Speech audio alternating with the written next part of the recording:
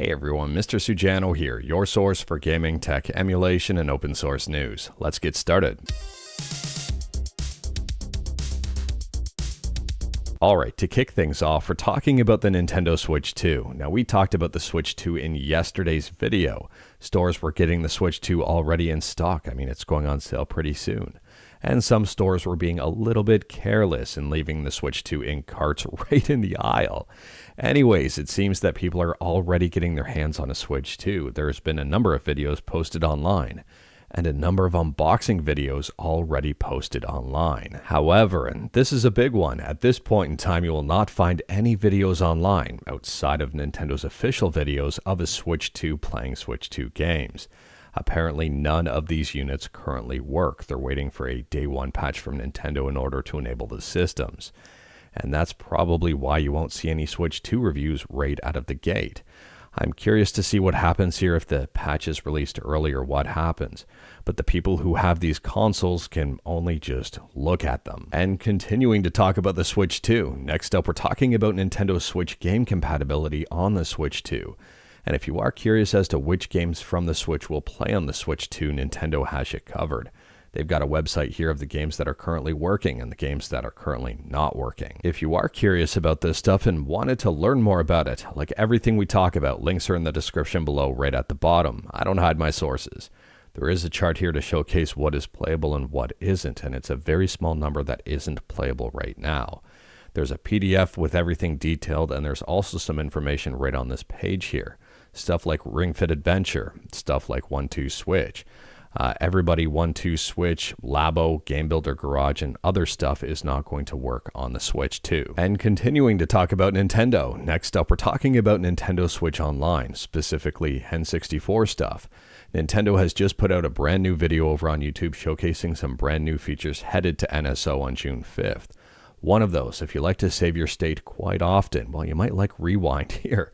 So they've introduced Rewind to N64 games, but it's only available on the Nintendo Switch 2. Secondly, and again only available on the Switch 2, they've introduced a brand new CRT filter. I'm kind of surprised this is not available on the original Switch as well. And lastly, and this is available on the original Switch and the Switch 2, you can now view and change your controls.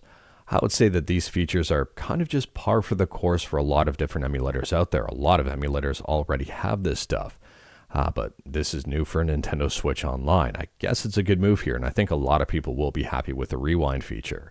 Let me know your thoughts about this stuff in the comments below. Here are some of the reactions on that video. Imagine playing Mario Party 1, 2, or 3 on your Switch 2, and your friends get so pissed off of your luck that they rewind the game.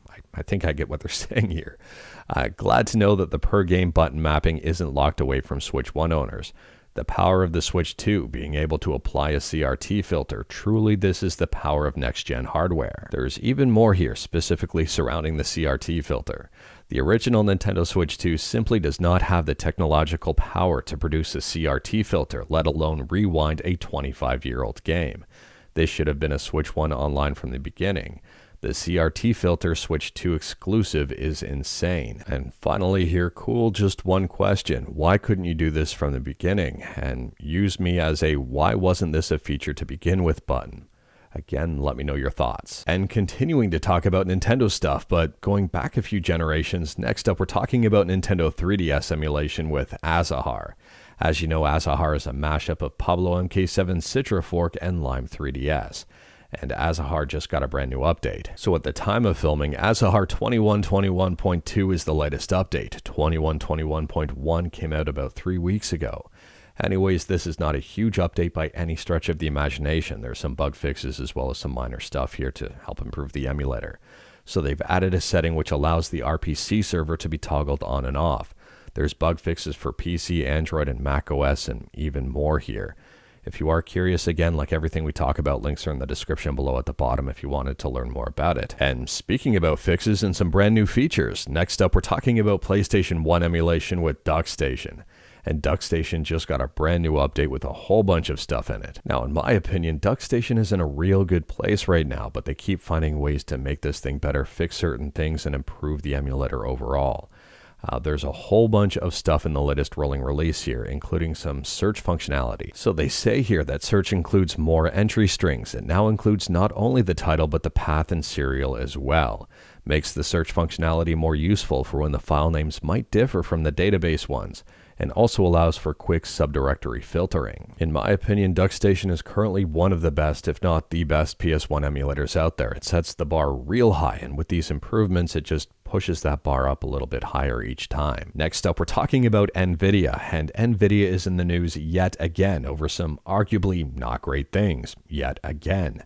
We've been talking about NVIDIA quite a bit recently. The last time we talked about them was Gamers Nexus investigation into them over some weird accusations. Accusations of, I'd say, bad behavior, stuff like threats and bullying and that kind of thing. Anyways, here we're going to have to wait and see as to what that investigation yields. It's way too early to find that stuff out yet. And we've also talked about the 5060 situation, the arguably ill-fated 8GB GPU here, and the review situation behind that, the driver situation behind that, and Linus Tech Tips has just recently weighed in. There's a brand new video over on their YouTube channel, the LMG Clips channel, that's a little bit over 40 minutes long that I recommend checking out. Now, I wouldn't necessarily say this is all insider information. I mean, it kind of is, but they also speculate and theorize on some things. It's really behind the scenes information. It's really raw in terms of their overall thoughts and how they feel. And they do give a lot of details on their experiences with NVIDIA, some of NVIDIA's practices. And interestingly, here in the beginning of the video, they talk about Apple. So although this video is really about NVIDIA, it was super interesting to see their experiences with companies like Apple and their thoughts about companies like Apple and what people might do to stay on Apple's good list, their marketing list, or whatever list that they have for their influencers. To me, it paints a very interesting picture about influencers in general and reviewers in general in today's day and age. So my advice here after seeing this video is if you are looking at reviews, especially from people who are aligned to one specific brand like NVIDIA or Apple, you may want to check out other reviews as well and maybe try to find someone that isn't necessarily biased. I don't want to say people are bought and paid for and people are shilling, but at the same time here, based on some of this information, it does seem that some people may be playing into Apple's narrative and what Apple wants to say.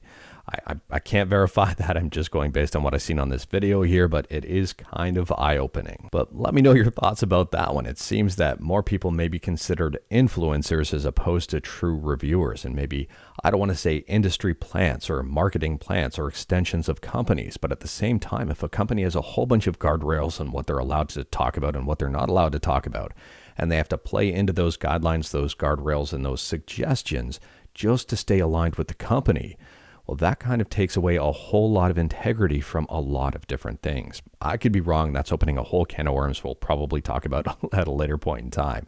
Let me know your thoughts about all of that. It's just, to me, this is really eye-opening. This whole NVIDIA experience has been eye-opening. And speaking about Apple, next up here, we're talking about Apple, who just bought their very first game studio. Now, this isn't something to be expected moving forward with a whole bunch of purchases. This may be a unique situation with Sneaky Sasquatch. For those who may not be aware, Sneaky Sasquatch has been very successful over on Apple Arcade, and it's just a two-person team. To me, it makes sense for Apple to pick up RAC7 to continue on with the game here, to ensure continuity, to have control over it, and to ensure or help try to ensure continued success of it overall. I'm curious to see what happens moving forward if Apple picks up other game studios or not, but this does seem to be a very unique situation. However, and this could be huge, Apple is reported to be launching a dedicated video game app around the Switch 2 launch. They say here over on VGC the app will be officially announced on June 9th, and it will replace the Game Center. It will have Apple Arcade integrated within it. And I'm curious to see how it pans out. I'm actually curious to see if it does impact Switch 2 sales. I wouldn't necessarily say that this app is directly competing against the Switch 2, but there are a lot of people with iPads and iPhones. And if they're a casual enough gamer that they don't necessarily care about Nintendo IP, would it prevent them from picking up a Switch 2? Would it sway them against picking up a Switch 2? Let me know your thoughts. And speaking about stuff being announced, next up we're talking about Subnautica on Android. If you've got an Android device, if you're a fan of Subnautica, or if you're a fan of exploring Subnautica and getting into it, well, Subnautica is headed to Android here, and it is up on the Google Play Store. You can't play it just yet, but you can pre-register for it. Unfortunately, I don't know the release date or the price of this one just yet, and taking a look at the perks of pre-registering on my phone here, it says automatic install. There's no other perks listed. Install automatically when it's available, and it's only listed as coming soon. So hopefully we'll know more in the coming weeks or even days. And speaking about learning more about stuff, next up we're talking about Anbernic, and we had just talked about Anbernic the other day with their unveiling of the RG35XX Pro, and they've just unveiled the RG Slide.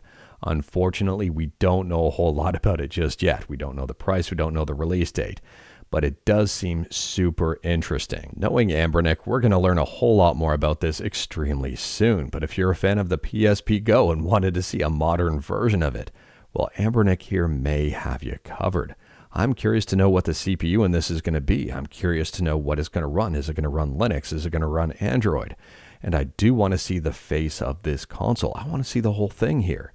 Anbernic keeps releasing console after console. It almost seems like every week they've got something new. But this is really different, and people seem to be very excited about it. Let me know your thoughts about the RG Slide. And speaking about surprising stuff, next up we're talking about Windows and Linux and SteamOS. And this to me is a very surprising title over on Windows Central, a site designed around Windows that caters towards Windows. In an embarrassment for Microsoft, SteamOS seems to destroy Windows 11 on gaming performance and battery life, as well as usability. I mean, I'm not surprised about that at all, but at the same time, I'm surprised that Windows Central is wording it as strongly as this. Now, if I'm not mistaken, most of this information comes from Dave2D's video, which we'll get to in just a second here. Taking a look at the performance difference, though, between the Legion Go S with SteamOS and Windows, and SteamOS is winning by a wide margin. These are huge differences in my opinion. Now, aside from Spider-Man 2, which seems to be the exception here, 63 FPS on the SteamOS versus 64 FPS on Windows, Cyberpunk 2077 is running at 59 FPS on SteamOS versus 46 FPS on Windows. Helldivers 2 at 70 versus 65 on Windows.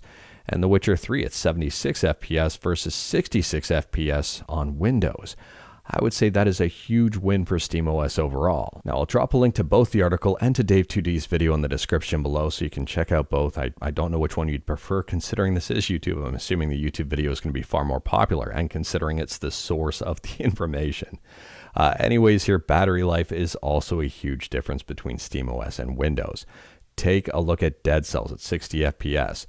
2 hours 47 minutes for Windows versus 6 hours and 12 minutes on Linux, SteamOS. That is a massive difference overall. Now, if you take a look at this chart, what's even more interesting here is the Steam Deck, which has a smaller battery and better battery life overall compared to both the Legion Go S running Windows and SteamOS. And the title of this video from Dave2D is, not surprising, Windows was the problem all along. Now, I don't know about you, but I would say this is a pretty bad look for Windows overall. I think Windows still wins in overall compatibility, but for performance, raw performance numbers, it seems like Linux is the clear winner here, at least at this point in time and with this specific test. I would say this is very good for Linux gaming, not just for SteamOS. I mean, there are other Linux distros out there geared towards gaming, like Chimera OS or Bazite or Nobara. Like, there's a lot of great Linux distributions, in my opinion, that do a real good job here. And it just goes to show that Linux gaming should be gaining more in popularity here. And I think more people will adopt it when they're taking a look at overall raw performance numbers, provided compatibility continues to increase. But let me know your thoughts about all of this in the comments below. What are your thoughts of the Legion Go S? What are your thoughts of the Steam Deck? And if you watch Dave's video, what are your thoughts about all of this stuff? I'm very curious to hear your opinions on the future of Linux gaming. Do you think Linux is going to be the go-to distribution or operating system for gaming moving forward on smaller, lower-powered devices?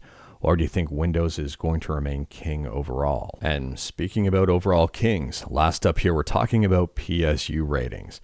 If you've got a platinum or titanium rated PSU, just throw it in the trash because there's a new king in town, and that is Ruby. So 80 Plus Ruby is a brand new PSU certification that aims at 96.5 peak power efficiency. If you are interested in this and wanted to learn more about it, Video Cards has you covered with a lot of detail on this relatively new standard. And let me know your thoughts on the 80 Plus Ruby. I mean, I'm still okay with 80 Plus Gold. There's Platinum, Titanium, Ruby. What's next? Emerald or Diamond or something? I don't know here.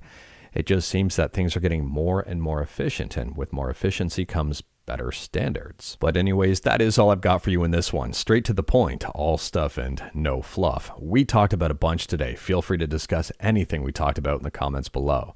If you like this video, leave a like. If you didn't like this video, leave a like. Hit that subscribe button. Check out my other videos. Don't tempt fate. Save your state.